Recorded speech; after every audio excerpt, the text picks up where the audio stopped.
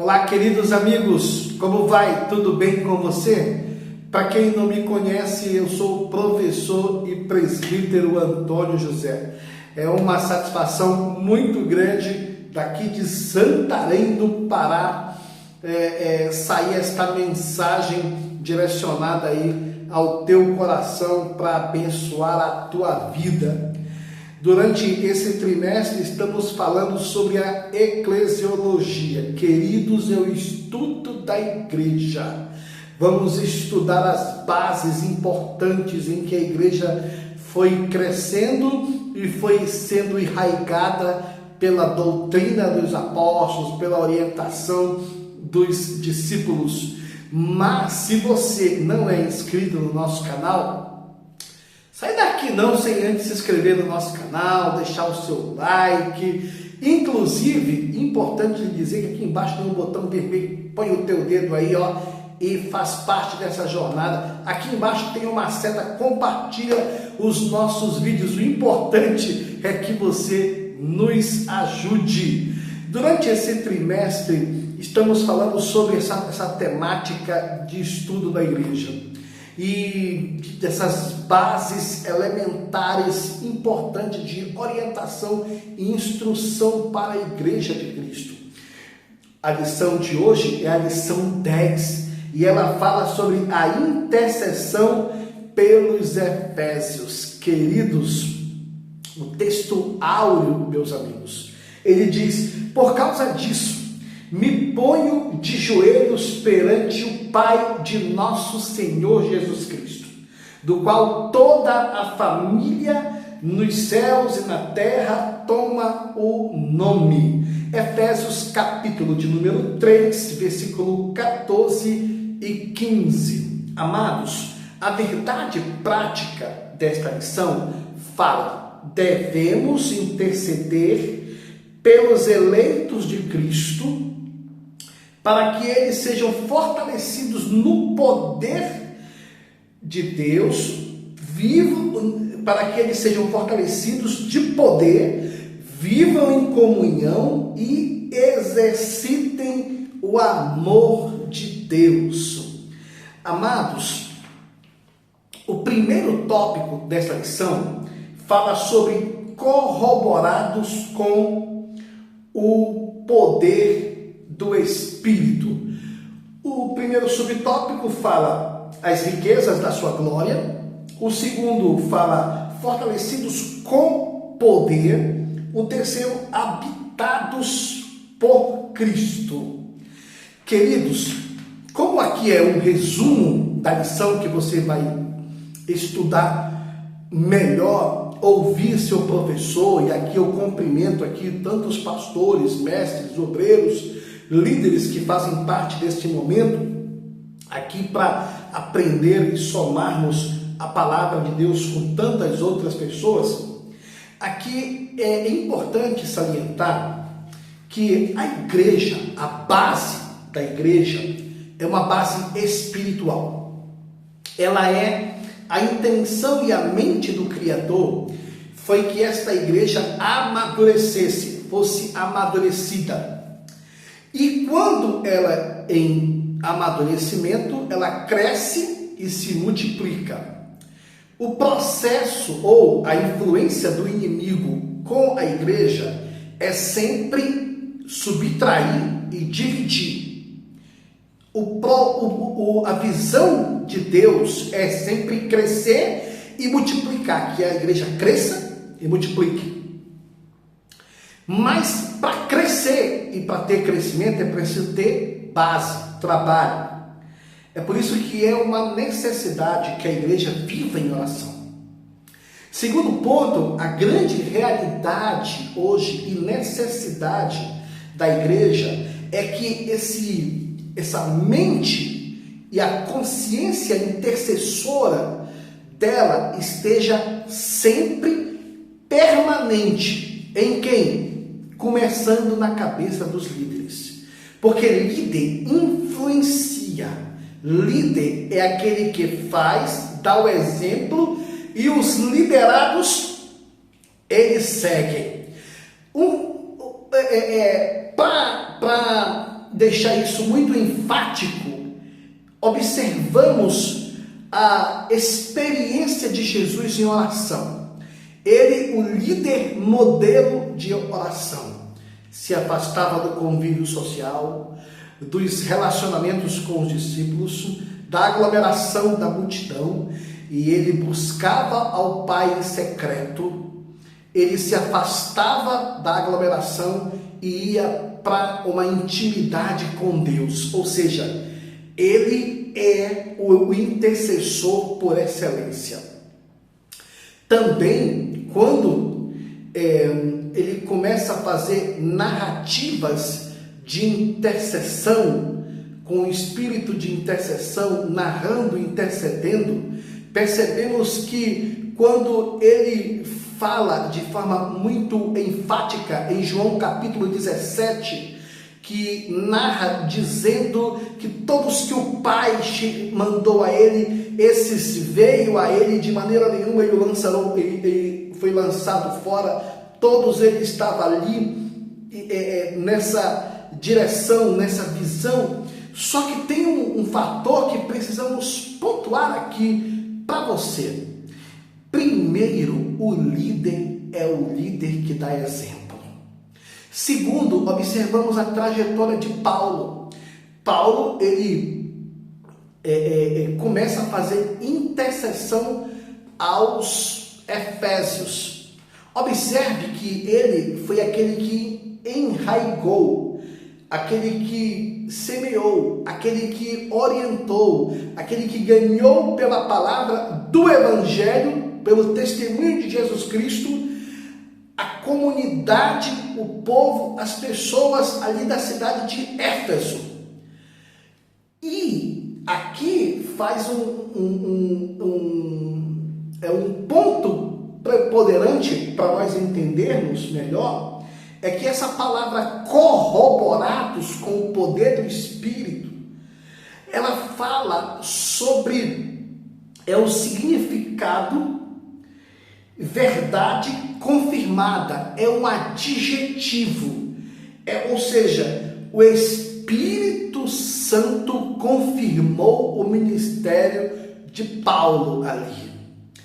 Também observamos que existe algo na vida de Paulo que ele começa a orientar os discípulos, e ele fala do amor. Esse amor que muitos o conhecem como o amor eros, outros o amor storge, outros o amor phileo. Esse amor que ele fala aqui é o amor ágape, é o amor de Deus, que é derramado nos nossos corações pelo Espírito Santo.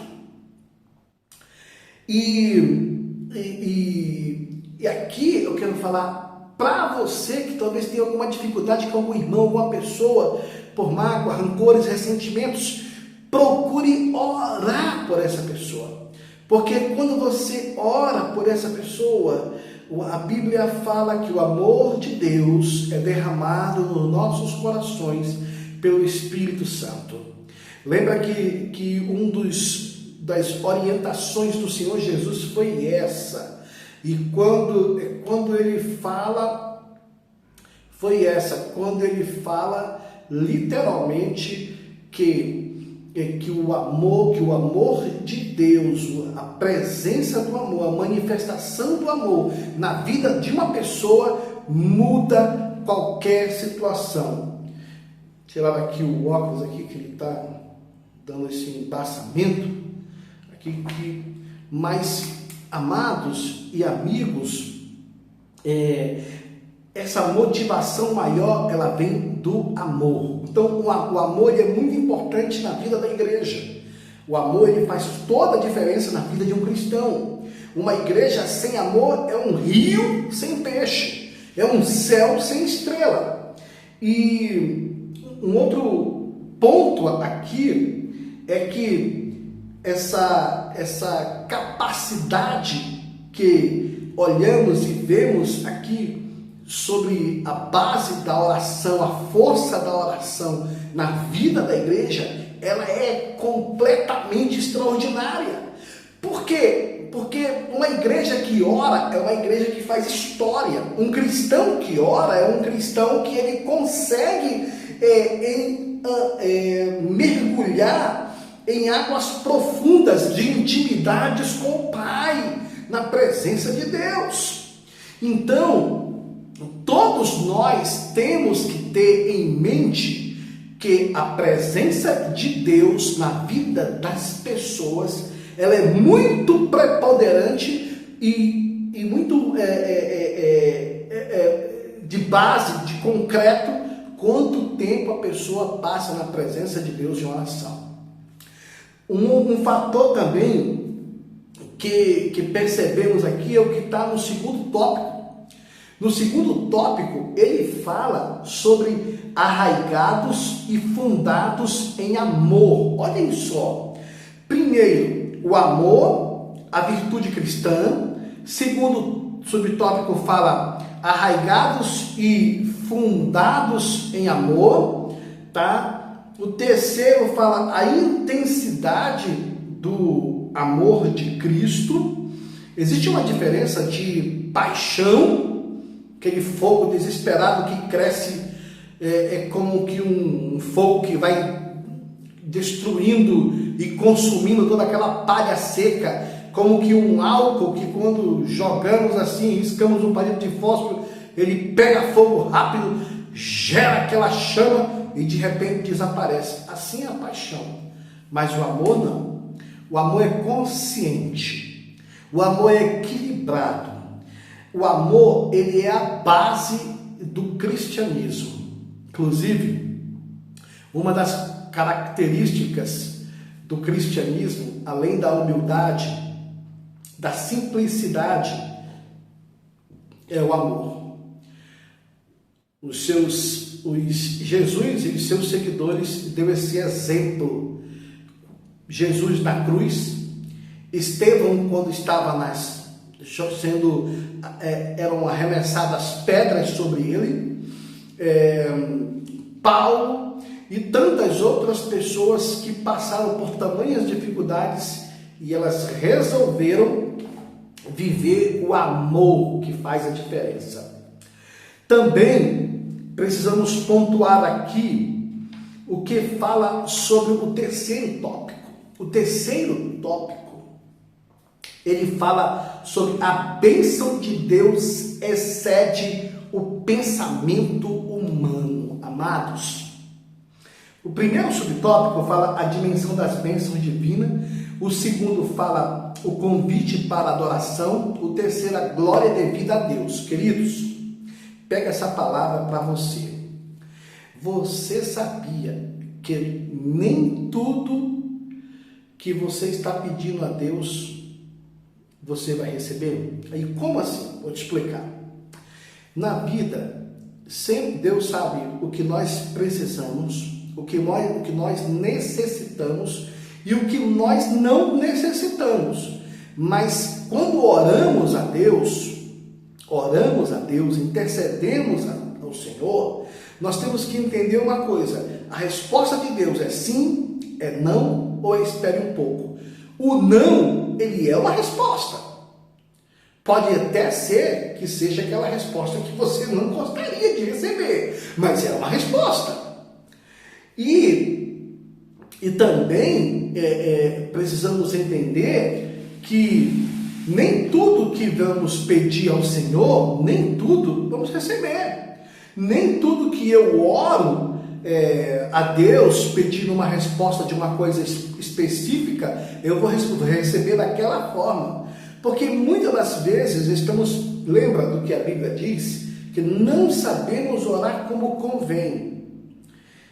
Tem coisas, querido, que nós estamos pedindo, que nós não vamos receber de forma materializada nas nossas mãos. Vamos simplesmente ter o silêncio de Deus, que pode ser uma grande resposta. Hoje as igrejas, elas estão cheias quando fazem campanha de curas, quando fazem campanhas de prosperidade, mas você percebe que se for fazer uma campanha para Jesus salvar uma ovelha, transformar uma vida, salvação de almas, mudança de coração, sabe? As pessoas, elas estão muito mais tendo interesses por coisas passageiras, inclusive coisas que nós pensamos que não podemos viver sem elas. Por exemplo, tem pessoas que pensam que a gente não pode viver. Tem gente que pede, por exemplo, um carrão. Mas será? Até que ponto esse carrão vai ser uma bênção na vida da pessoa? Tem pessoas que pedem algo que nunca irão receber. E nem todas as coisas que estamos pedindo ao Senhor vamos receber como resposta o sim. E vai ter respostas que não vai nos agradar. Mas aqui é o que deixamos aqui bem salientes, é que precisamos estar com o coração grato. E quando a gente está com o coração grato, é o coração da adoração a Deus. É aquele momento que você acredita que Deus é o teu supridor. Não interessa se você ganha 1 salário ou 10 salários mínimos. É o teu supridor. Um fator também aqui que podemos entender é que as bênçãos de Deus, elas são confundidas hoje como se fosse um carro. Claro que um carro, uma casa própria, bens materiais, isso é muito claro, mas isso é baseado no esforço humano, na atitude humana, na forma como você determina, busca, procura, trabalha e quer resultados. Aí sim. E faz por onde as coisas acontecerem. Mas as bênçãos de Deus, as riquezas espirituais de Deus, ela é muito mais profunda e mais forte. Tanto é que a bênção do Senhor, ela, queridos, a bênção de Deus, ela é maior do que o dólar, do que o real, do que as finanças, os bens, os materiais, porque tem pessoas que têm tudo isso, mas não é abençoado. Tem tudo isso, mas não é feliz, você entende? Você está entendendo? Você conhece alguém assim, que você vê o estampar no semblante dela de infelicidade? Tem tudo, mas ao mesmo tempo não tem nada. E queridos,